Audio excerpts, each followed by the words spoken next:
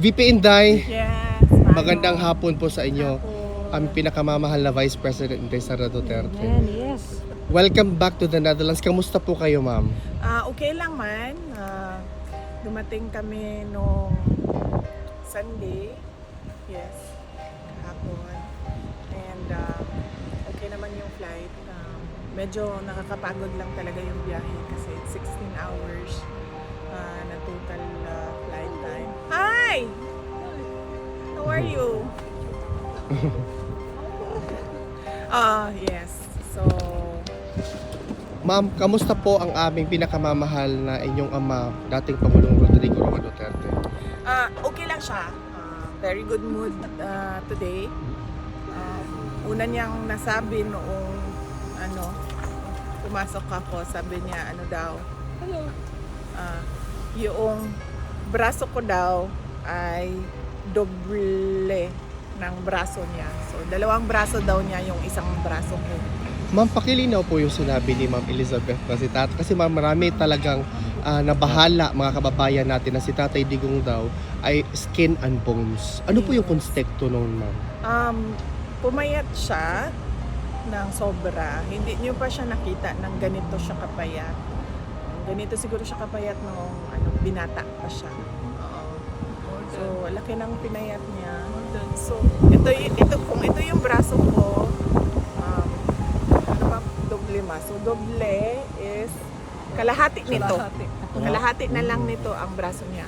Pero health-wise, ma'am, okay naman siya, ma'am.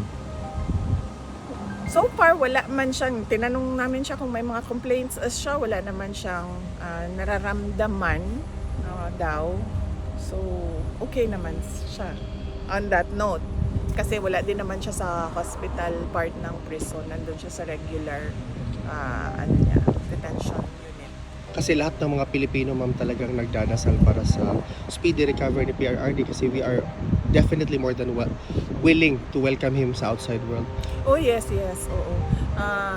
Marami ang nagdadasal na sana ay mag-grant na yung ma-dismiss na yung kaso based on jurisdiction at hindi pa ma-desisyonan yun ngayon ay mabigyan siya ng interim release. Ma'am, meron bang mensahe si PRRD sa mga kababayan natin sa buong mundo? Sinabi niya na I did what I had to do for my country and then I have no regrets sa mga ginawa. Ma'am, nasabihan niyo ba siya na hindi talaga titigil yung mga Pilipino sa pagsuporta sa kanya sa pagpapakita ng ICC? Oo. Nabanggit namin na nandito kayo. Nabanggit din namin yung walk for Duterte noong July 5 dito sa The Hague. Na-mention din namin yung run for Duterte sa Davao City at sa Cebu noong July 6. So, alam niya.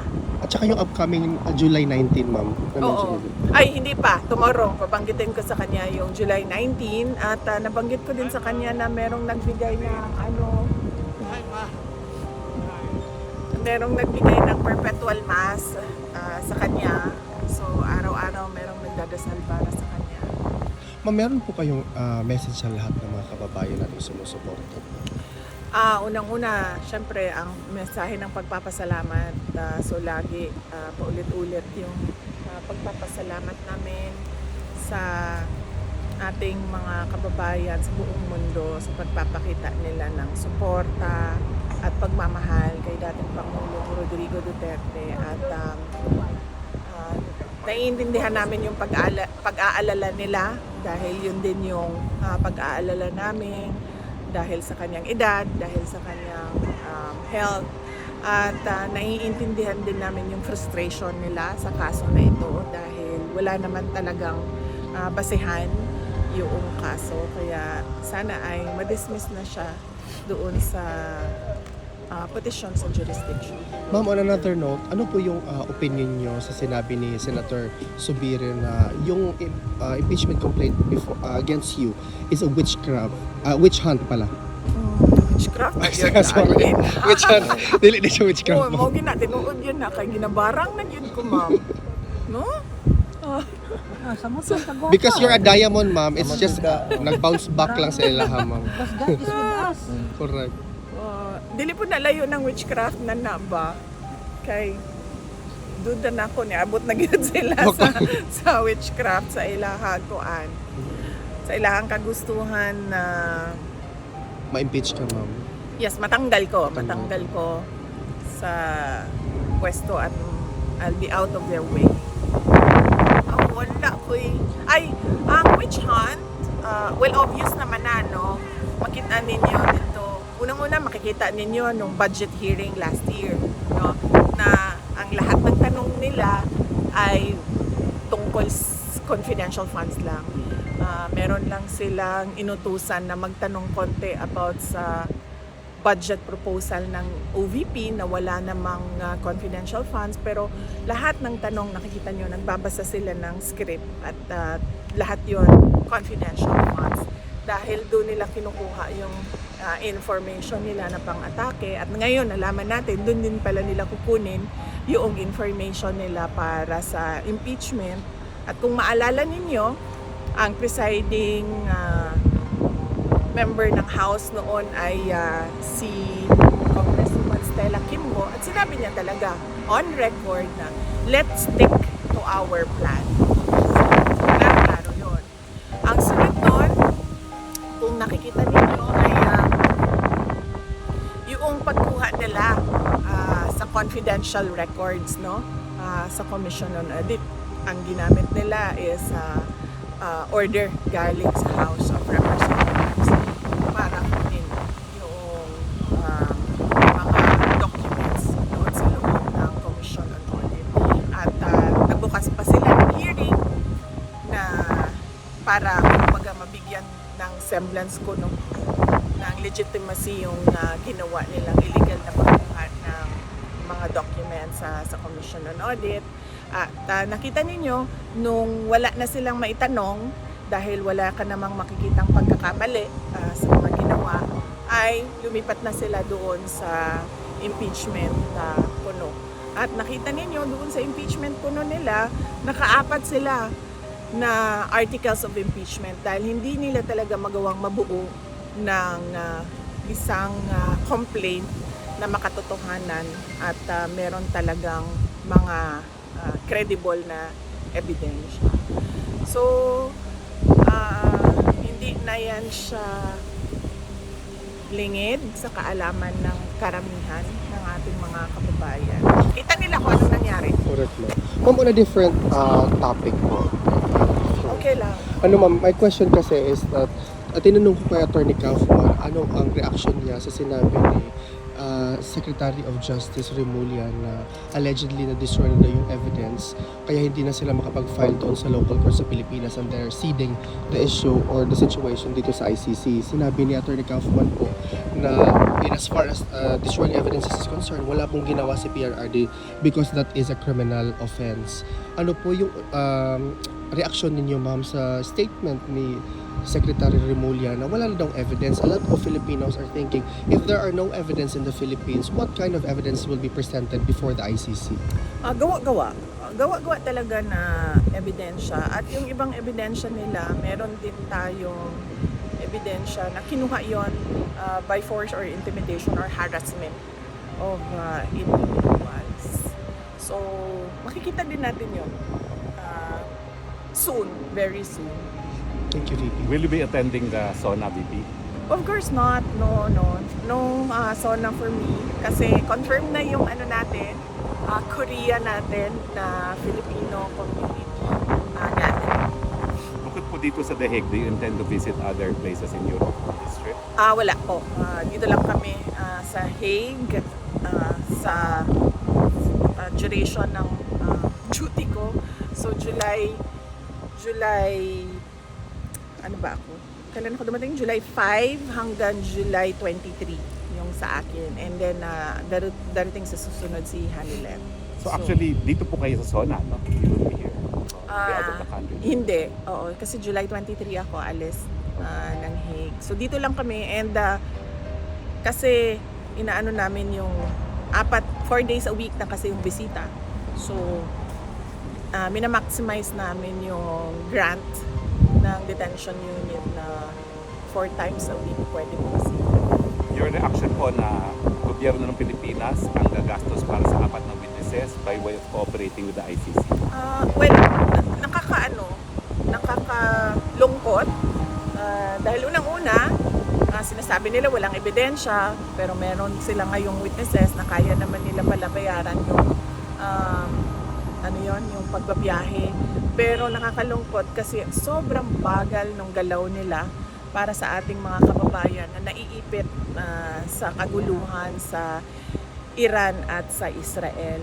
Kaya kaya nakikita natin at nakikita ng taong bayan nasaan ba talaga yung priorities ng administration na ito. Apparently puro politika lang yung paninira sa politika lang yung kanilang prioridad at hindi yung mga mamamayan.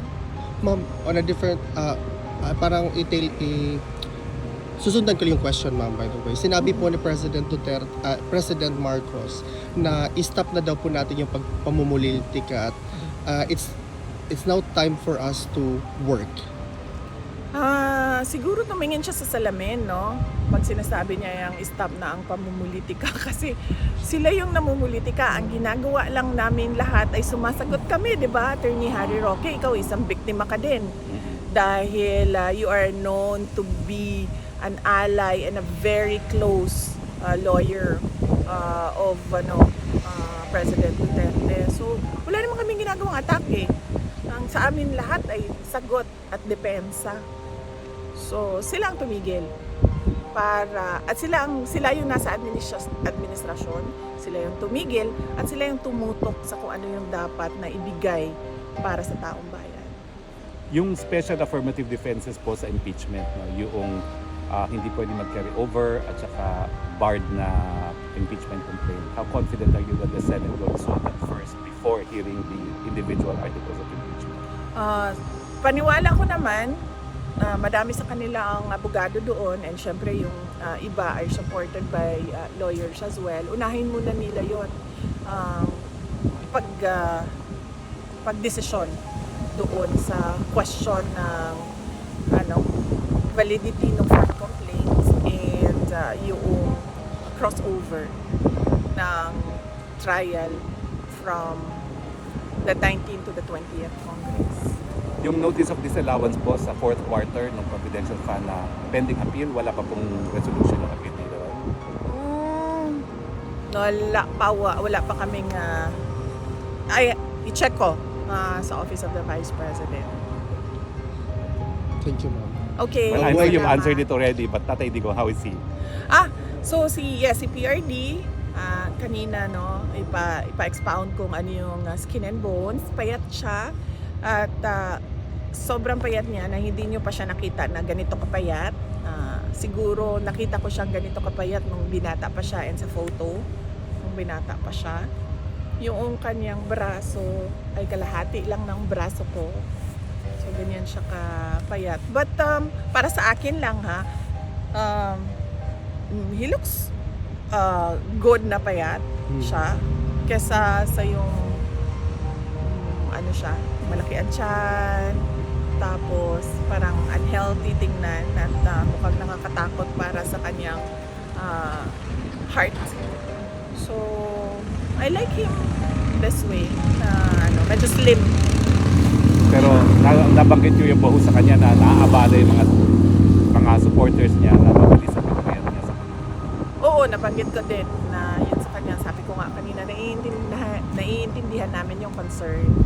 Because ang is yung pagpayat niya ay hindi naman niya kagustuhan dahil talaga yon sa appetite, loss of appetite niya, no?